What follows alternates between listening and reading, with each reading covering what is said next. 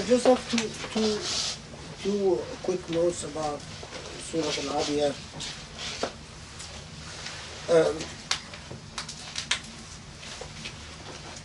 About the expression that you find in commentators like Jilani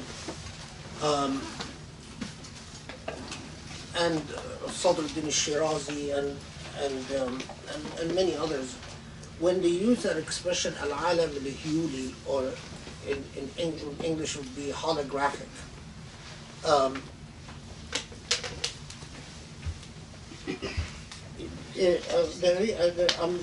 this does come up in commenting about the Quran, and because it played a significant role in Islamic theology, where,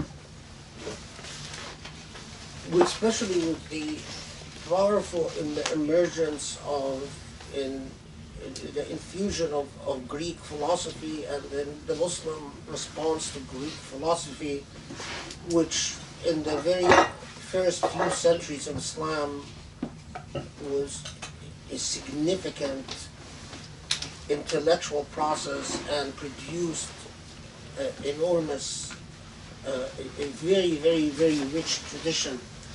And part of that tradition was the thinking through of the idea of the material world. What I find really fascinating in Islamic philosophical responses, which then had a powerful impact on Islamic theology, is the early reasoning, and sometimes demonstrated mathematically by Muslim scholars, and about the nature of realities, the difference between the nature of light, which they used to have, because we know that the Quran emphasizes that Allah nur ala nur, that Allah is light upon light, and so the nature of light and the ways that it differed from earth, water, wind, in other words, other material things.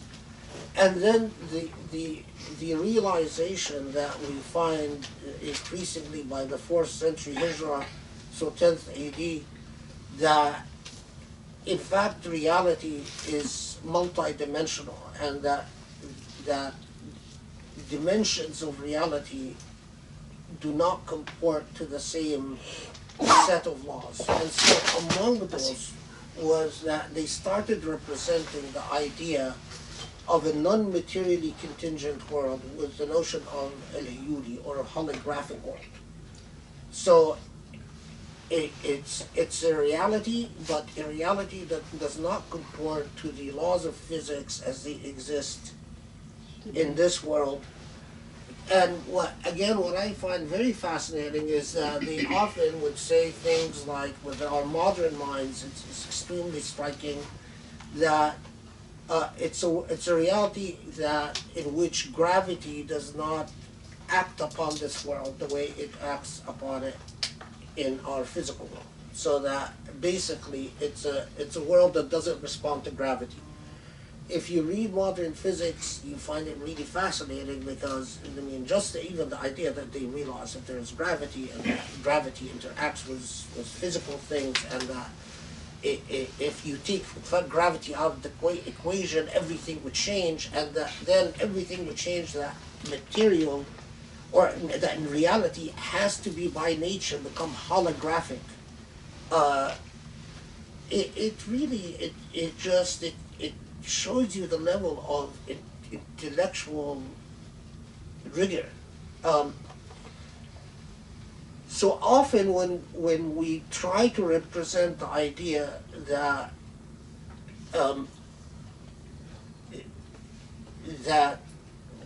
and especially a lot of this discussion, by the way, comes up with the discussion what we call today amorphisms.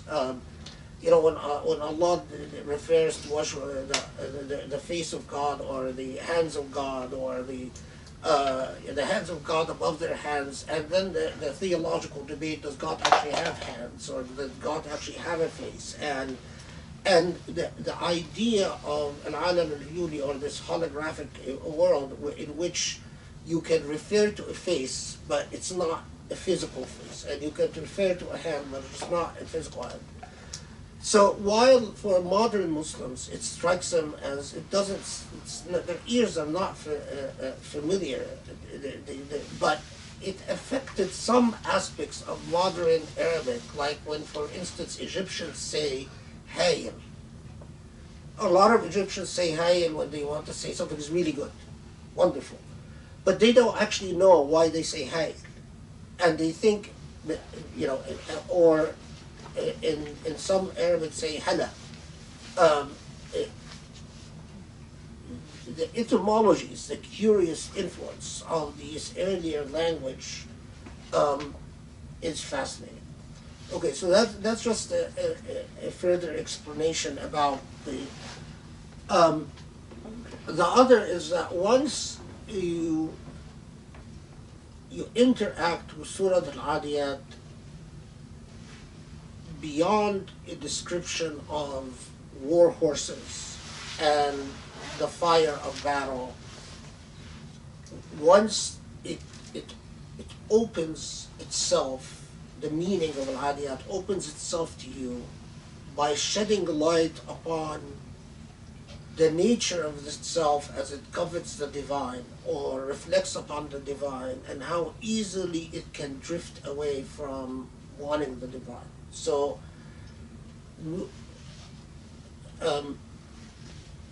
as I once heard Sheikh Adil Aid saying that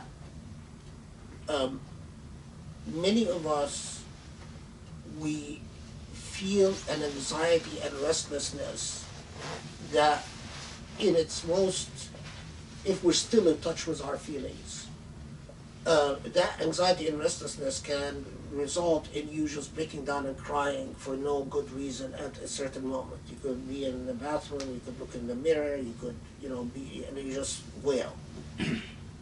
That it is from the time we are taken out of the womb, we are in the womb, we are in a state of comfort, and we come out of the womb, we wail because we've been taken out of that state of comfort. Till the day we die, there is something in us that longs for that serenity and that security again.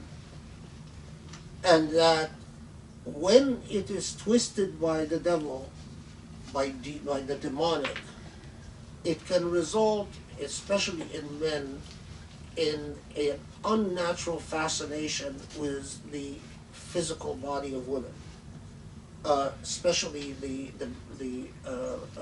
bosoms that Mariah Carey loves to display. It becomes just twisted because we are no longer in touch. When you are in a state of repose and things are healed inside of you, you know that you're not going to go back to the womb of your mother, but the womb of Allah is what you cover. But getting there, it's a tumultuous process, and it's part of the natural thing that is a tumultuous process. But when Al-Adiyat opens its secrets to you and addresses you and you recite it, and it anchors itself in your being in that sense, you also realize that once you achieve that understanding, that the biggest danger are the pedantic demands of life. And, I can't tell you how often, someone, they can't pay their bills, they lose a job, they can't pay their bills, and immediately they start getting angry at God. And whatever peace and repose they might have enjoyed at one point or another, it starts, and even when they don't admit that they're angry at God, and let's assume that they're a pious person that don't want to admit, but inside of them they are. And that produces a lot of restlessness. But the thing I remembered is just that came to me is the comment of that Sheikh Haid Allah yarhamu, had made that if you take these early surah, and I believe Al-Adiyat was revealed in the Meccan period, that it wasn't a Medinian revelation, Allahu A'lam. But that if you take the early surah, and you anchor yourself, the early chapters of the Quran, in other words, the 30th part of the Quran, which was revealed with the early revelation, that it built a human being upon a solid foundation. And that when you find human beings that are the garb of religion is marred with an enormous amount of anxiety and coveting after power, because Sheikh Haid, what he was referring to at the time was the phenomena in Egypt of people who would grow beards and pretend to be religious, or pray a lot and grow a zabiba and so on, zabiba, the mark from prayer, but their ethics would be horrible, and they would be coveting after money and doing this. And so I just remembered him that he was saying, these people, the Quran never penetrated to their heart and never turned their focus inward, where they when they recite وَإِنَّهُ عَلَى ذَلِكَ لَشَهِيدٌ, that just this revelation alone, just with that, with nothing else, is enough to transform a human being into a very ethical, moral human being. And that when you don't have it, it's as if you've been ripped away from the womb. You're angry, you're less restless, you're pissed off, you're anxious, but you're also lost. You've never re-anchored yourself. You've never rediscovered what is it that your soul is coveting and longing out after. Just something that came to me afterwards I want to share. Okay, any questions about Adiyat or the Tafsir? You handle the questions. I'm not wearing my glasses, so I can't see anything. Let's have you guys both ask your questions one after the other. So Anthony wanted to Actually, say. he was Oh, first. okay. Yeah. Sorry. Sure. For lay Muslims like me who doesn't know Arabic, and you gave 3 layers of meanings, so which one should I stick to, or is this more, can I just mix and match whatever feel like it? Or is there any approach, systematic or structural approach? And Anthony, sorry, go ahead and ask. I actually had 2 questions, but my first question was related to that.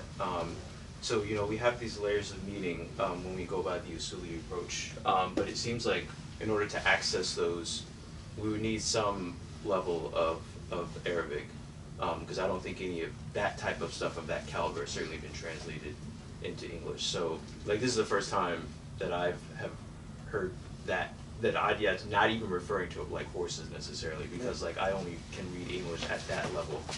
So how can those of us that aren't at least well versed enough in Arabic to actually access these different interpretations, what is it that we can do? Because I feel like some of the onus is on us. I feel like out of not being spiritually indolent. And I guess the second question is, does the Usuli approach, this is kind of related, does it draw from all of the legal and theological traditions? Because I know that the Mu'tazila were pretty good at figurative interpretations. Same thing with the Ash'ariyya and Maturidiyya. And so from what I've seen from you is that it seems that we pull from all of the tradition, because it seems like it should be all at our disposal, because it's all within the umbrella of Islam, and that just makes sense. But I was wondering if you had any thoughts on that. Okay. Actually, I mean, they are related, because they're both 4 layers of meaning. It is fair to say, and you will always notice that the first layer is a layer that you find in translations, because there is a reason for that. Mostly the influence of the Tafsir Ibn Kathir, who was who was a literalist, and his methodology was to take the most literal meaning. And anyway, but what should you do? An educated person would know the first layer of meaning, meaning you understand at least what is the most basic meaning of the words. That's on the first level of education. But you should always strive to achieve the deeper level of meaning. So, does it make a difference whether you consider it, you take it as referring to horses or to Hajj? Because in one, according to Ibn Abbas, although some reports say that Ibn Abbas changed his mind after hearing what Ali said, but that's not a very reliable report, so Allahu A'lam. But according to reports, Ibn Abbas said it refers to war. According to reports, Ali and Ibn Mas'ud said no, it refers to Hajj. Then, according to a later Mufassirun that said, well, no, it's not really referring to the evidence for war or Hajj is not adequate and comprehensive. That it is actually beyond that, and we talked about that. Well, it was before Hajj was decreed, and it was before war as a Meccan surah and so on. You should always strive. So how do I interact with Surah Al-Adiyat? Is that, yes, I at Imam will say, okay, well, it could be telling me, think about the wondrous ability of God, the amazing poetical image of strong horses, and how God created horses that could run so hard at night that they spark fires. I mean, the little sparks go off from their hoofs. That's a powerful imagery, and most of us in the modern age don't see it. Or how that people move at Hajj and make things rumble. Although, of course, the way Mecca is built now, all the rocks for the most part are gone, so no one is going to, in most areas you move within the Haram al-Makki, you're not going to spare dust, and it's all. So, does it, now, but what you must strive for, what you long for, is the realization that this surah is exposing something of yourself to yourself. It's in other words, it's as if it's telling you, God understands the rumblings of the soul. God understands that it's not a straight arrow. God understands that when you go on the path of the divine, it will be up and down. It will be vibrational. It will be dialectical. It will be paradoxical. It will be good days and bad days. And that God fully understands that. And that God is warning you against your weakness as a human being vis-a-vis whatever is material. In fact, particularly when it comes to material things, stinginess. The most at risk spiritually are always the stingy. The amount of injustice that they accumulate by the time they leave this earth because they coveted what they should have shared. I mean, imagine if and by the way, I mean, it's remarkable because when I see non-Muslims and I see the way that they will share their wealth on something that they believe in, it's not, that old racist idea that Jews are the stingy. Well, I'll tell you, it's not Jews who are stingy, it's Muslims who are stingy. Well, at least when it comes to spending on things that have meaning. Because, look at the endowments that they create for things they believe in, and compare that to the abysmal amount of spending that Muslims do on things that they should believe in. I mean, the number of foundations that exist, any graduate student will tell you if they're doing Jewish studies or biblical studies, or the number of foundations that are available for graduate and postgraduate work. And any poor Muslim student will tell you the complete lack of foundations. Any professor will tell you the number of available endowments to fund research if they're not Muslims, if they work on Judaism or they work in Christianity. While any poor professor who does Islamic studies, unless they sell their soul to one of the rich oil governments, there are no opportunities. And that's because of the stinginess of Muslims. So when the Quran warns us that your unraveling of your soul will be stinginess, we should all take it to heart, and we should all reflect. Do we fit within this category? And that's the layering of meaning. This brings me to the issue of the Usuli method. Absolutely, I take to heart that al-hikmah dallatul mu'min, that wisdom is the province of a Muslim, and where that هو أحق بها أينما وجد, that a Muslim in real Muslim should have. It's as if they are more worthy of the nature of wisdom than anyone else. Worthy in the sense that if they were a real Muslim, they would understand that Islam calls upon them to embrace wisdom. Now, and I'm referring here to the wisdom that came from the sincere intellectual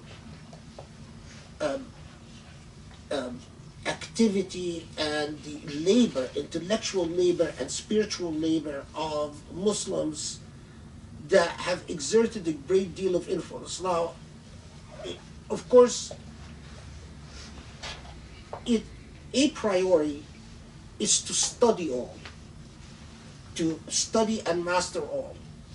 You cannot exclude in studying anyone, even those that you suspect that you will most disagree with, like the literalist school, in my case, or for someone else it might be the Mu'tazila. Once you study all, see what, because our age calls for our own analytical methodologies in terms of what is useful and what is not useful. There are ideas that were not useful at a certain in the past that are now quite useful. I mean, and it's quite remarkable that I find a lot of ideas that people sort of thought, like, what could possibly be the importance of, for instance, I mean, in our age and day and age, appreciating the value of a dialectical approach is something that addresses us today far more than it addressed people in the past. And the converse is true, that there are a lot of things that their relevance in our day and age, but transparency in discourse. So it is not my right when I review this material to filter out what I don't like. It is my obligation to offer it all, present it all the different nuances, and then after as much of a faithful presentation as I can, then I can tell you of what my choice is and what my approach is. And that is core. But the point about, this is why we cannot get around that the vast majority of the intellectual, theological, and philosophical tradition of Islam was written in Arabic. And sadly, since colonialism, the intellectual product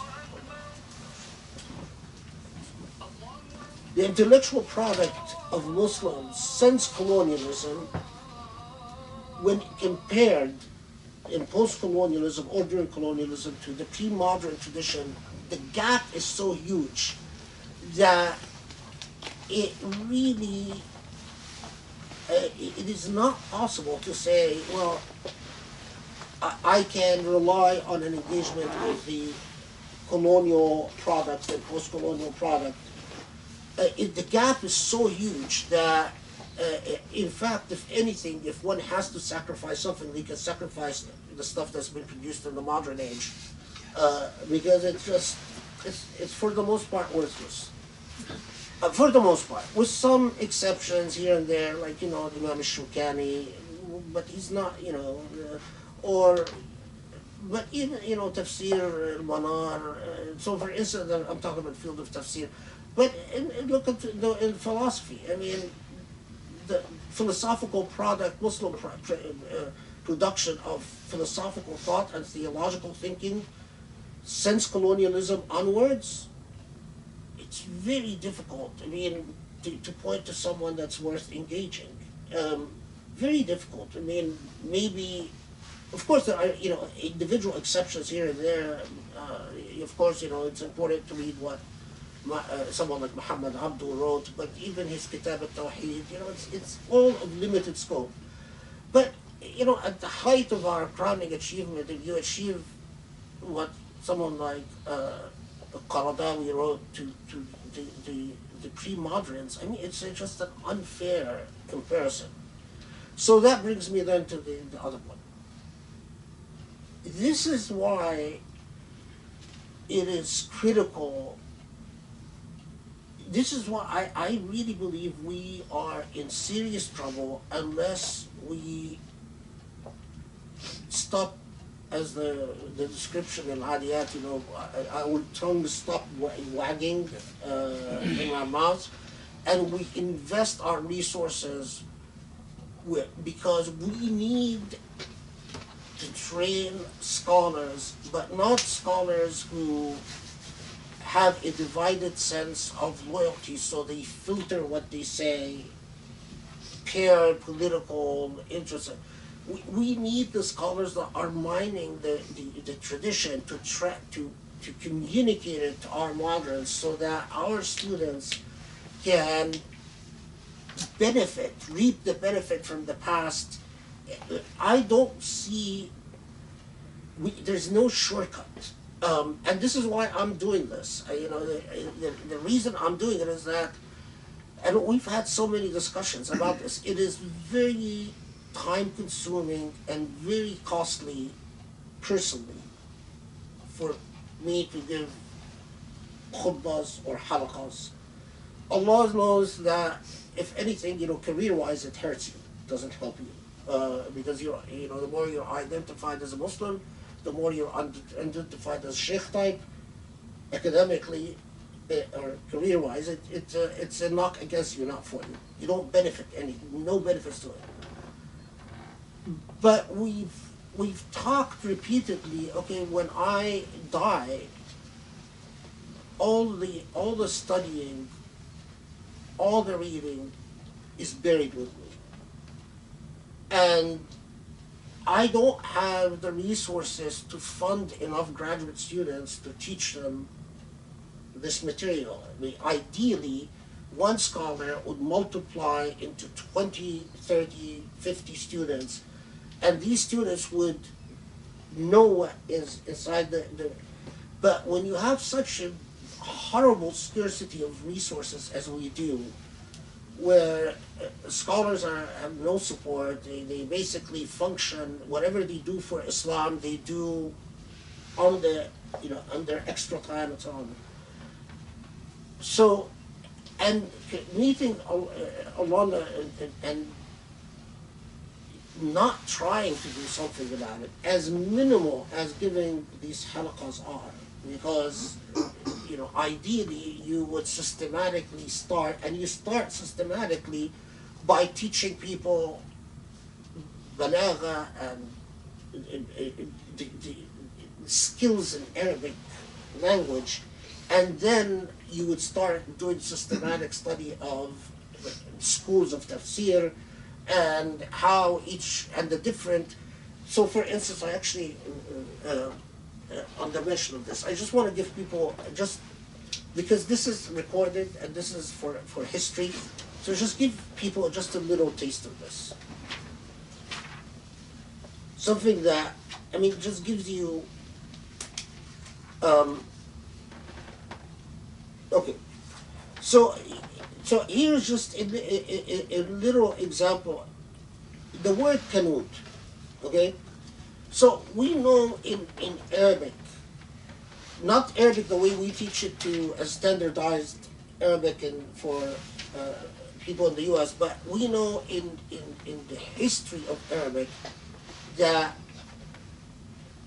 there are several schools of thought on the way you construct things and terminology. So in the discussion about the word Qanut, so there is the tradition of Kinda and Hadramut that says Qanut is al-asi, Qanut is a disobedient person. However, in the tradition of Kalbi,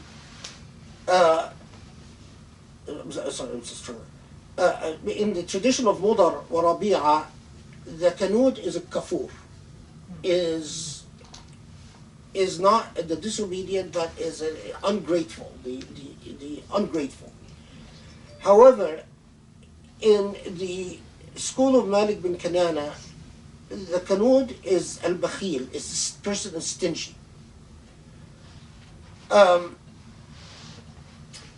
In the school of Qasim,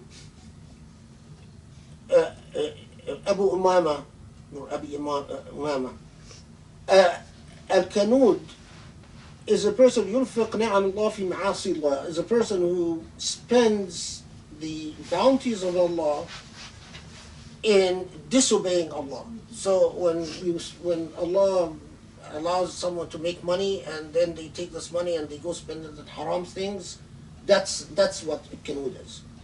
Now, of course, when I'm doing Halaqa like this, I can't go into all these variations, and I can't go into the differences between this tradition and this tradition, and so I skip over it. Does it bother me? Absolutely. Would I love to have students where, the way I was taught, where we sit and we spend, a whole week on Adiyat and dissect all the language and why according to the school, and then we dovetail into the various poetry that was recited,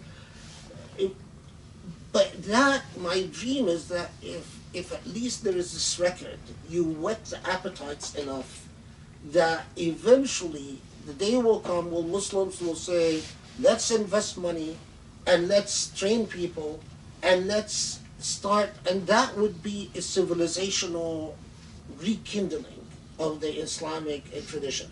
In the short time, I'm hoping to give enough for people to see the power and the relevance of the Quran. That's, because, a lot of people can memorize the surah and recite it, and they never pause to think, this surah alone can transform my entire life. And we recite so many surahs that can, standing alone, can literally change our consciousness completely. Of course, that never, and when Allah wants, but it's investing the effort in reflecting on each surah that will increase the chances that the Fathullah, the gift, the grace of Allah will come and your heart opens. And when your heart opens, at least the desire to say, okay, well, I want to know, I want to unpack, I want to learn. I am tired, I'm sick and tired with this simplistic, dogmatic, silly, stupid type of approaches to Islam, I know that Allah's revelation must have layers of meaning because it is the fountain of wisdom for all time to come. So how could it not have layers of meaning? And that is, if all you get from it is the hope that you fall in love, for some people that you just love the Quran, then my desire is if you get from it is a passion to want to know more and understand that sea of knowledge, the ocean of knowledge is boundless, that is also what you do. If what you get from it is that, I want to keep focusing on just the surahs that I've learned so far, and I want to keep reflecting on what I've learned, I've told you that just with the tafsir that I've done over the past, how many years has it been now? 20 years? 20 years. And I haven't, but just with that is enough.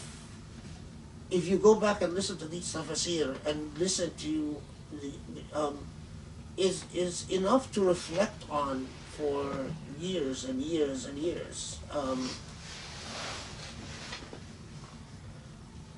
Anyway. Any more questions about this tafsir? Okay, so then we can open it up to other questions on other things. I was going to ask about the permissibility of praying janazah for a non-Muslim, because when I heard the news about Guido, my impulse was to pray janazah for him, because generally, if I know a person is a decent person, like I usually pray janazah for them even if I know they're not Muslim, but I never really heard a ruling about it, but I guess I didn't care, but since I'm with someone that probably knows, I figured I would ask. And also on top, to add to that, on the kind of Guido theme, we had questions about cremation and organ donation. Okay, well, janazah, I have to, janazah, as janazah prayer, because it is in the field of ibadat, and it's a particular type of prayer with a particular type of form. All the traditions we have is that janazah prayer, all the sunnah we have is that it was prayed upon Muslims. And so I must admit, I don't pray janazah prayer on non-Muslims. Because when it comes to the prayer, to the field of prayer, that is the jurisdiction of Allah. And why is janazah prayer the particular form that it has, where we don't do sujood? Now, having said that, I do pray upon non-Muslims, and I did pray upon Guido, but not janazah prayer. In other words, a prayer is a form of dua. And when I do sujood and I ask Allah, of course understanding that heaven and reward and punishment is entirely in Allah's hands and it's not our business. But you may supplicate and ask, because Allah's mercy and Allah's grace can extend to all, and it is not up to us. And that's exactly when I do sujood and I pray that Allah blesses and forgives Guido and rewards him for all that what he's done. That's a prayer that is my entitlement as a abid to extend to Allah. But janazah prayer in its form, which does not include sujood and does not include ruku', and does not even include the normal taslim, that is defined by Allah for a specific purpose and a specific form. And like a lot of things in ibadat, when it comes to the form, we don't have liberties to extend it beyond, because a lot of it is not pure rational processes. It's as if Allah, we do it because Allah commanded it the way it is.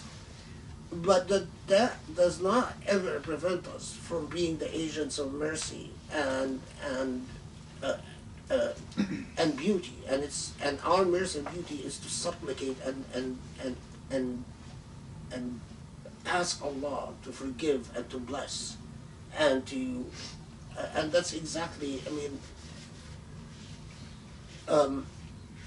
one of there are people that you meet that you know what, one of the traditions, I forgot now who said it, said that if I would rather be in the company of a non-Muslim, an ethical person who's non-Muslim rather than a Muslim who's unethical. And it's not a modern guy who said that. I might have even mentioned it in one of the khutbahs. The last khutbah. Last It was- khutbah you did. Yeah, there are people that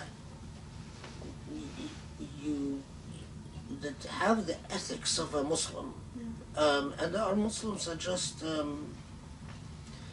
and so, you know, while I will pray on someone who has said the Shahada and identified themselves and pray janazah in the official technical way, that doesn't control the fervor and the passion by which I will do dua for someone. The issue of organ donation, that's a much, you know,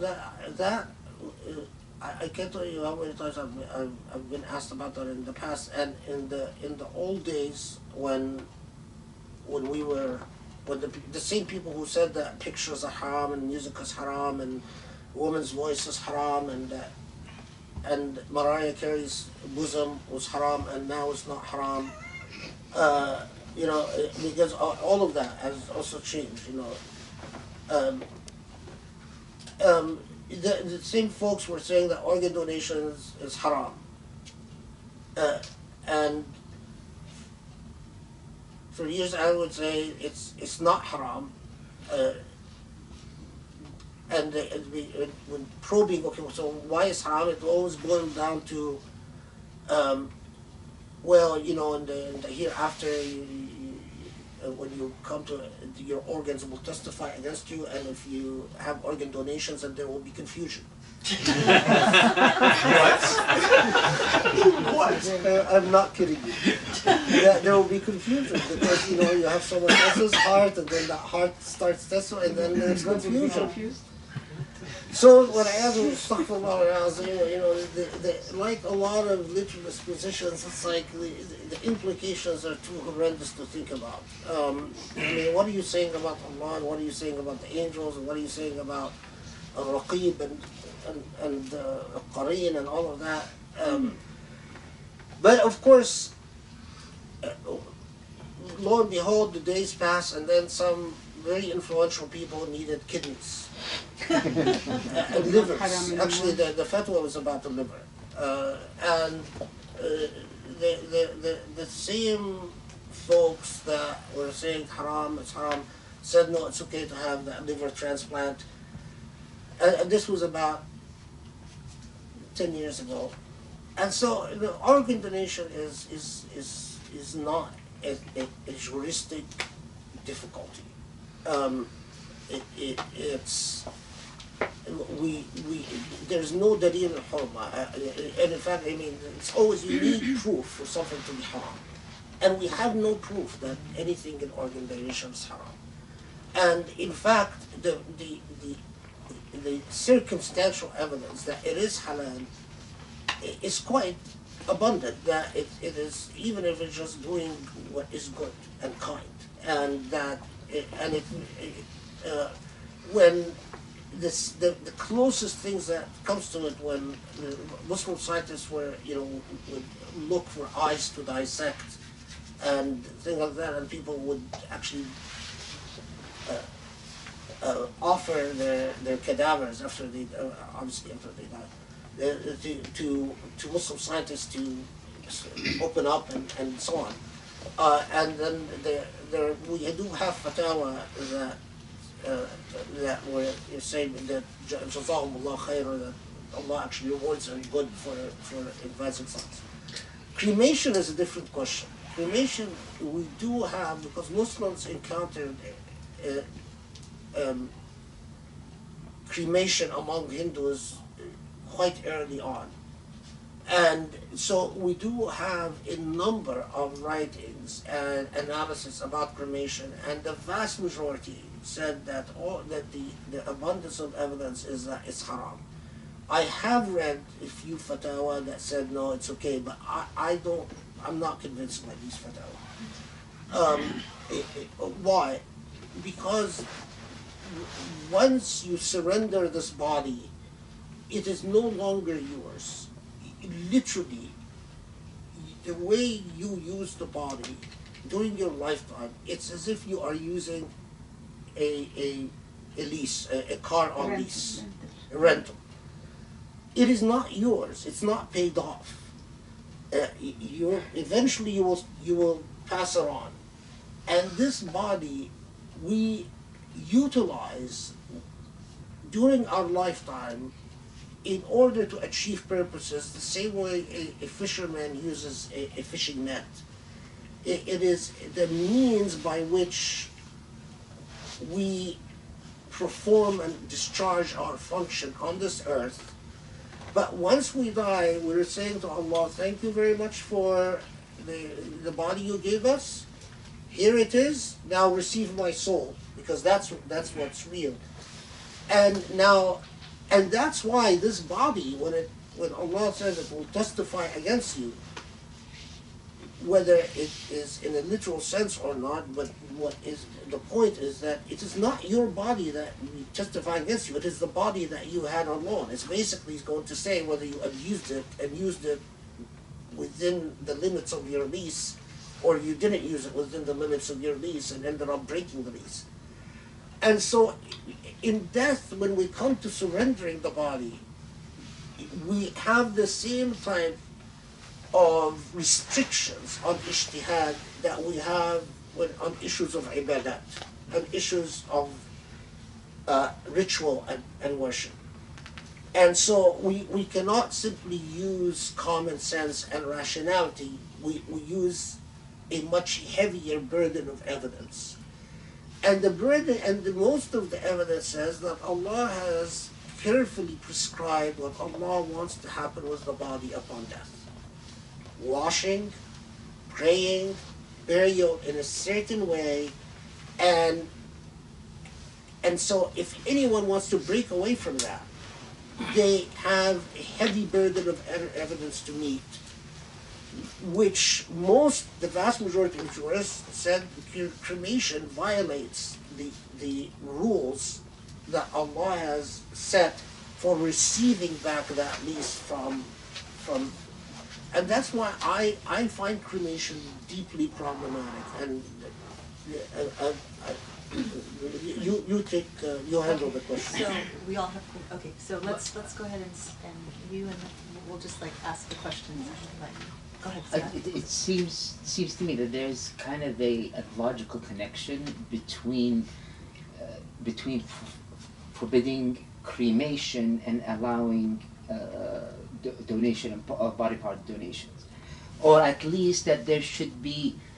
If we say that after death that it's not your body and you're not allowed to do anything with it, then at least there must be a distinction between donating body parts while you're alive or putting it in your will that after I'm dead, donate my body. No, that is so how can I like balance between the two positions?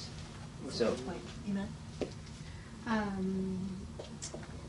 for a non-Muslim, like when you announce the death of Guido, for example, automatically I read the Fatiha for him. It's not a Janaza prayer, but I felt like it's going to him and God is accepting it. I don't know why. Is that right or wrong? And I was going to say something, I forgot the second one. It's okay. Okay. So this is an extension for the organ donation about would it be permissible for living donors then to part with a kidney? Whether it's a family member or not, it's ultimately, would somebody be kind of Sorry, can I add one more Yeah. too? Because I know that from this experience with Guido, we learned that cremation is much cheaper than the cost of burial and all of that, like a difference between $650 and $10,000. So that's one issue. And then as far as organ donation, the prevalence of human trafficking and all of those other things, like how do you ensure that? Okay. Sorry, was that related to? Okay, so let's get all the questions. Organ donation, like if you donate to someone who needs it, but it actually creates ajr in the afterlife because it actually functions, especially. Yeah, I'm gonna because it has to do with cremation. And this is I had an understanding. I don't know where this came from. Maybe I just made this up. That the straying away from cremation had to do with trying to stay away from pagan practices. So I want to clarify in my mind if that has any relevance. I'm not wearing my my eyeglasses are irritate me. That's why I'm not wearing them. But is that it? Shall I start answering? Yeah. Should I Yes. wait I think so. Let's be Go ahead. Pizza. well, shall I wait till Grace comes back? I mean, she's You go ahead and answer. she doesn't allow me to talk. It's all recorded. Unless it's in her presence. She's recording and she's gonna be editing it. So Oh, I she's think recording. it's safe for you to answer. Your safety is our concern, Mr. Go ahead. Huh? Your safety is our concern. I know. I'm scared of this woman. Don't tell her I said that. It's recorded. She heard you. Oops. And she's No more halaqas. yes, but Well, so this is the same thing, a theme of I guess different religious traditions have different ways of handling, the dead. So yeah, I grew up Christian, and the tradition there is you embalm the body, so you exsanguinate blood and you embalm it, and then you with formaldehyde or whatever they use. And obviously, I'm assuming that's a big no-no. yeah. But the issue is we live in a country that's the primary way people are buried, if they're buried, is that you embalm them. Yeah. So even though I would presume that that's a big no-no, like I guess the bigger question is being a Muslim and having a different set of religious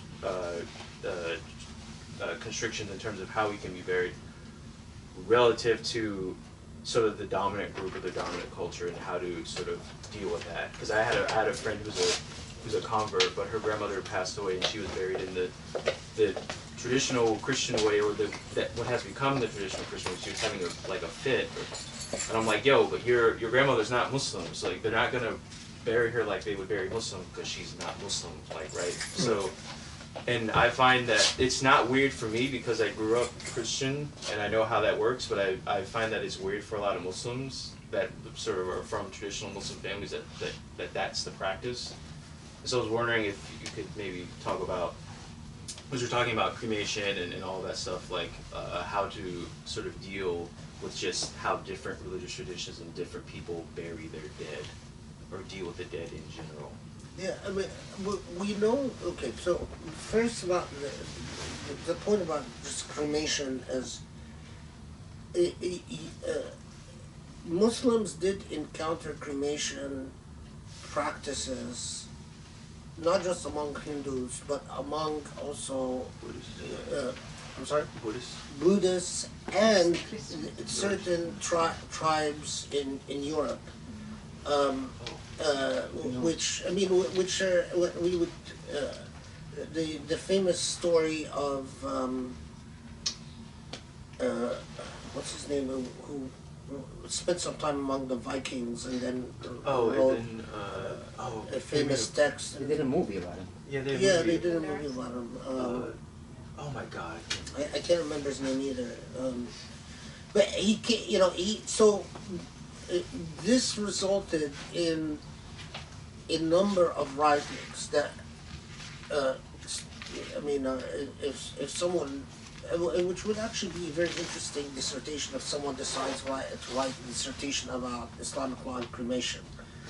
I mean, I don't know if they'll find things that would surprise me, but all the reaction of Muslims to the practice of cremation was to describe it as paganistic, and what they meant by paganistic is that Hindu and Buddhist.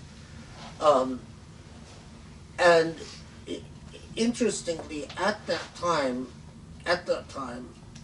Christians didn't cremate and Jews didn't cremate, and this is before of course, remember, this is before the birth of Protestantism, and so Christians had fairly strict the canon law is actually quite strict about what you do with bodies, and so is Jewish law. And this is again before Reform Judaism. So traditional halakhic law and traditional canon law, like Muslims, and so Muslims often talked about, well, you know, this is the Ahl Kitab, and the traditions of the Ahl Kitab are this way, is that they honor the body after death. The body has to be dealt within a prescribed way, and that pagans, meaning by that they meant the non-Ahl Kitab or the non-Abrahamic faith followers, they do things to the body like cremate the body and so on.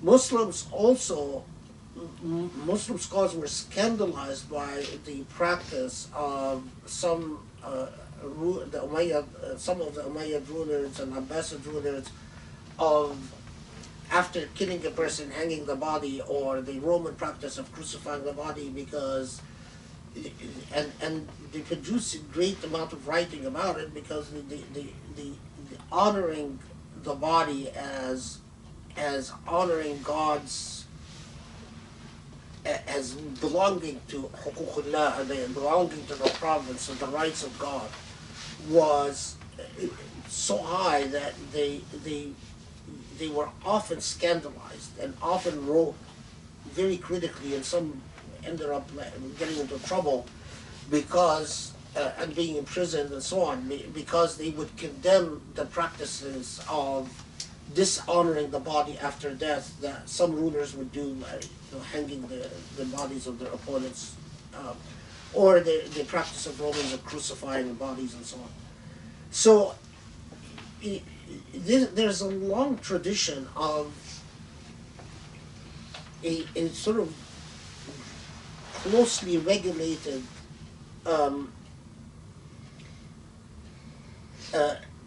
treatment of a body as part of a divine covenant, in which the body returns to God and returns to the soil,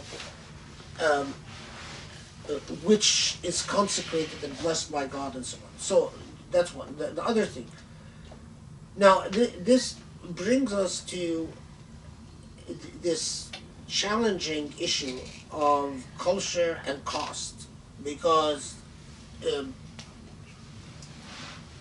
cremation, burial in Western societies, especially in the U.S., the cost of burial keeps skyrocketing. Of course, with embalming and so on, that's where a sizable part of the cost, and that's why some funerals cost $20,000-$30,000.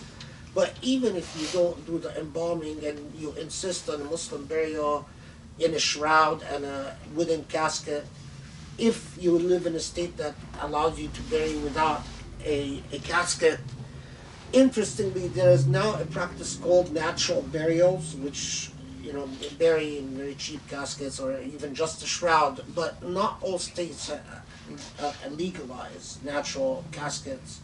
I mean, natural burials.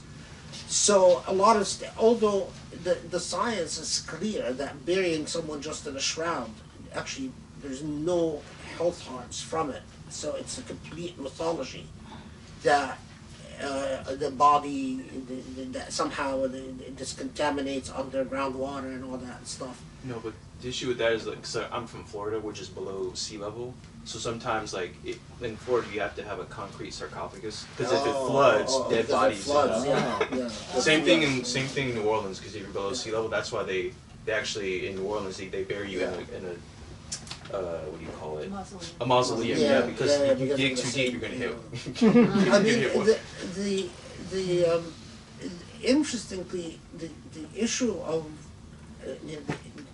cremation apparently was always cheaper than burial, even in the pre-modern world. And in Islamic history, we know that there were awqaf that eventually, because this seemed to be a recurrent issue, and not all governments were willing to help people actually bury their loved ones. There are, and again, that's would be a fascinating PhD dissertation. The awqaf of death, the awqaf that were created just to bury people. So rich people would basically create a waqf. And quite frankly, I think that's a way to go. Again, rich people have to understand that just taking care of your loved ones, your brother, your kid, your wife, your husband, but not worrying about how other Muslims bury their dead is not going to put you in God's favor. If you can, every time you bury a loved one, and if you can afford it, you should donate money for one or two other burials by people who can't afford it. Now, I haven't reached. No one has presented me and making a fatwa on any issue of law, the things that are fall strictly within the Prophet. It's you have to do it very, very carefully. No one has presented me with a situation where in the balance of evidence, I have become persuaded to say, okay, you can cremate. As I stand right now, I can't imagine a situation in which I would support cremation. In every situation that I have studied, I have come against cremation not because I have anything personally against cremation. I don't.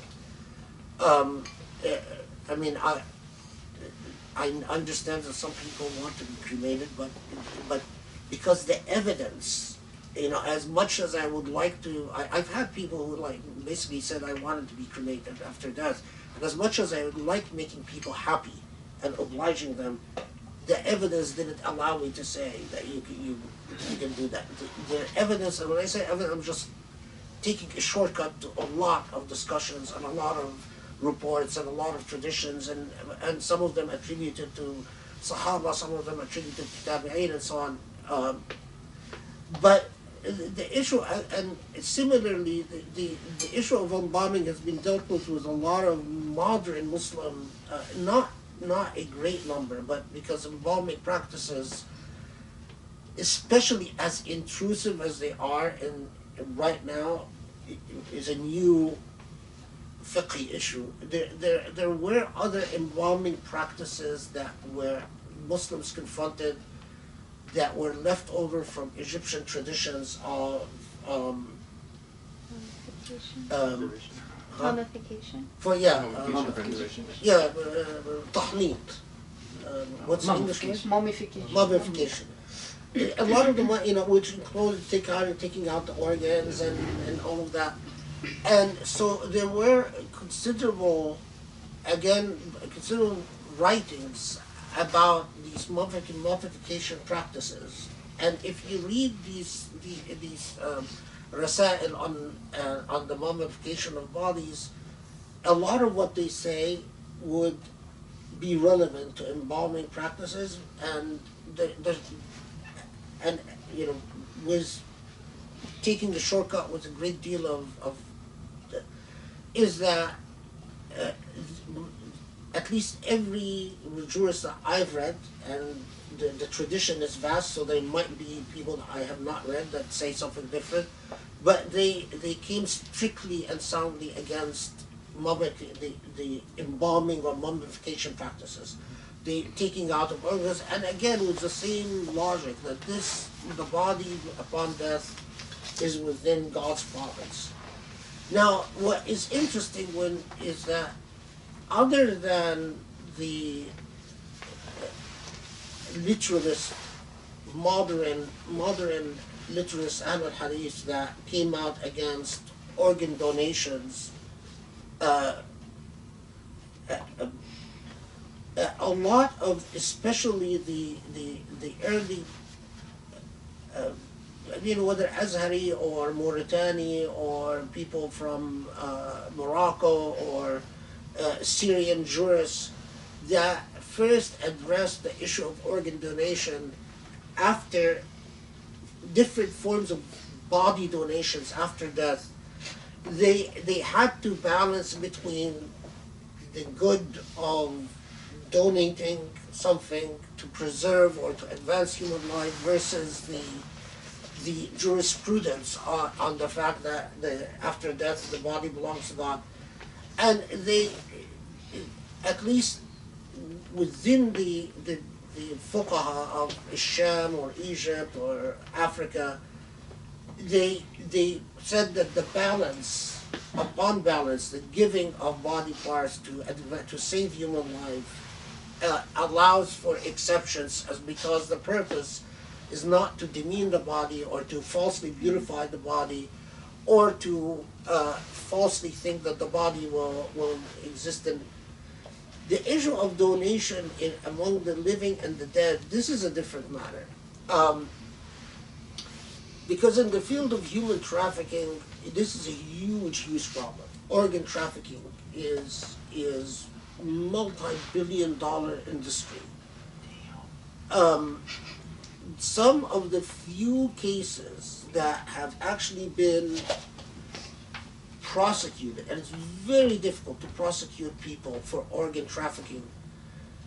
There is a case that I assigned my class in my human trafficking class, which was an Israeli organ trafficking company that would fly people from different parts of the world to Israel, and then from Israel to Albania, and then in Albania where they would harvest the organs of people.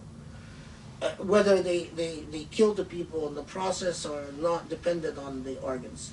But it's a multi-billion-dollar industry. I know that, for instance, in Egypt, there's a huge problem with the stealing of kidneys. People, and the poorer you are and the more powerless you are, you go in, they tell you need a Zayda, what's a Zayda? Appendix. You need an appendix operation, and then they steal your kidney and so on. Interestingly, there are only 2 countries in the world that allow for the selling of organs, for a living human being to sell their kidney or to sell limited organs. And one of those countries, the only Muslim country, is Iran, with exceptions. It's supposed that it can't produce harm, it can't result in death, and the jurisprudence written by Iranian jurists on why they thought that selling of organ body parts by the living within limits is halal is very interesting. I have to say that, having said it's very interesting, that I disagree with most of it because I think it's very dangerous. The summary of it is that you can do good as long as you don't harm yourself. If you can do good and make some money to benefit your family while you're at it, why not? That's sort of the thing. But I think there are many public policy reasons about the why not. And the dangers of human trafficking are enormous. Now, having said that about human trafficking, how about if you are a do-gooder and you, out of the goodness of your heart, you want to donate a kidney to save someone's... Like when you get a driver's license, they ask you, do you want to be an open donor?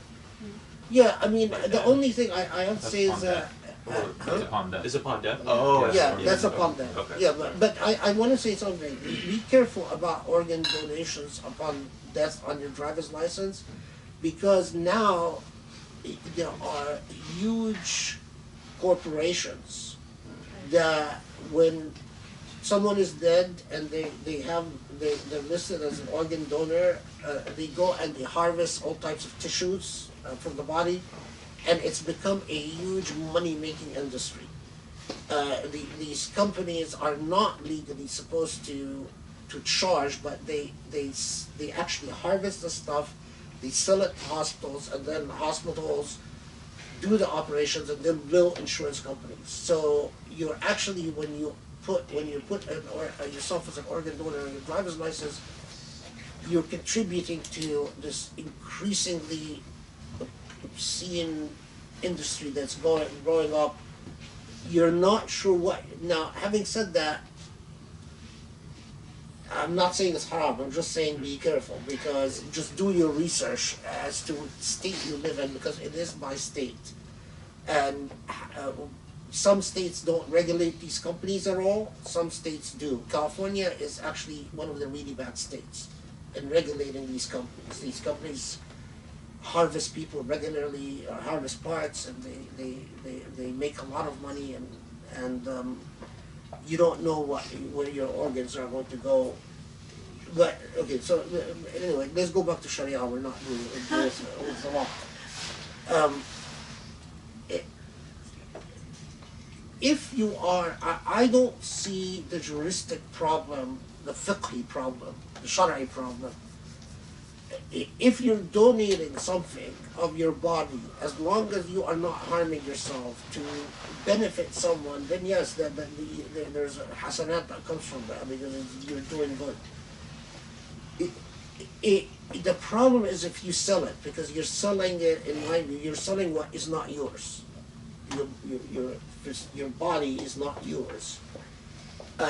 I can just, so it is, from a Shari'i point of view, it is easier to justify if you're donating it for reward in the hereafter. It is far more difficult to justify if you're selling it. So, and I think that's consistent with most of the fatwa that I've read from Azharis, for instance, because in a place like Egypt, I know that a lot of poor people, they are approached by rich people and they're told, I'll give you money if you give me your kidney. And most of at least the fatwa that I've read coming out of Azhar have said that that's haram. Nevertheless, the practice thrives. But that's because of poverty. I don't know. Did I respond to everything? I think so. We're at 7:37, so. Oh, wow. Kind of like, But am I forgetting anything from the questions I raised? I tried to respond to everything in one big swoop, so it feels a bit like a whirlwind. you got it from outside. You shook your head for the Fatiha and widow, so I assumed it was okay. Yeah, no, You shook your head. yeah, because I read, well, I read the Fatiha for him, and I pray that Allah. I mean, only Allah knows what's in the hearts, but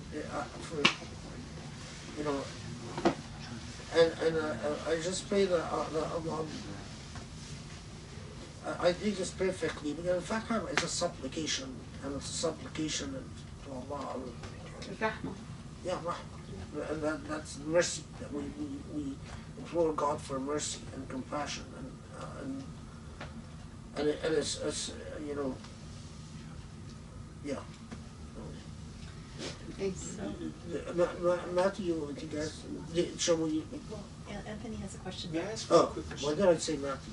Who's Matthew? You know, we You all meant look Anthony, alike. actually.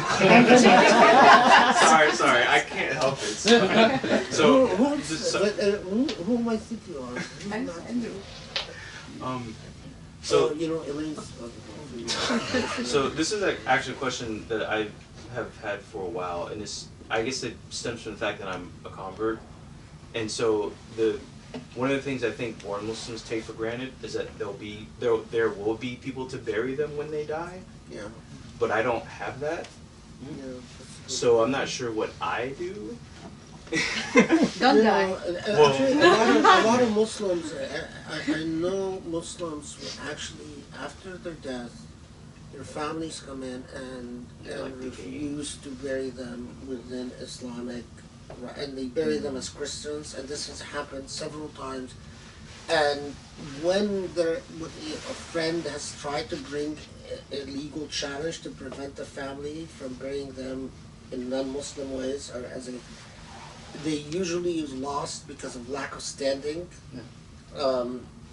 Not on the merits, but the case is dismissed because it's a friend or an imam, and it's very hard to bring these legal challenges where, unless you left the will, and you left the will with a lawyer, and the lawyer basically is on alert to intervene, which is of course costly, and but short of and because the will with an imam without a lawyer doesn't work, so it has to be a will with a lawyer with instructions to intervene for basically injunctive relief to prevent them. So short of that, and you have to have the money to do that, because it's, I'm not and making it's explaining to the family that I will be mad at you and I will come back as a ghost and haunt you if you don't honor my wishes, bury me as a Muslim. Is there an obligation to go beyond that? No. I think it is my intention, because I mean it is, if you and this if you intended to be buried as a Muslim, our belief is Allah accepts you as if you were buried as a Muslim, and how they bury you. Because we have, this issue has come up with obscene rulers who refuse to give political dissidents a Muslim burial. And this was, of course, among rebels, and especially very pious rebels, mostly from followers of Ali and or the Adawi faction and so on. Rulers would say, we're not going to bury them as Muslims. And the fuqaha would have to respond to, does it make a difference that the ruler refused to bury Muslims? And when I wrote the book on Ahkam al-Bugha, what amazed me is that I didn't find a single jurist, even jurists who tended to be, the type that are very obedient to the ruler, that said it makes a difference. It's very fascinating, because I think if we come to one of the shuyukh of today, and you tell them if the ruler refuses to bury someone as a Muslim, does it make a difference? I am willing to say, oh, absolutely, it makes a difference. If the ruler is upset at them, and then he's going straight to hell. It's very interesting, because it's the shuyukh of today are capable of far greater levels of hypocrisy than any time of the past. It's stunning, because you think with modernity people would become more courageous instead of more cowardly.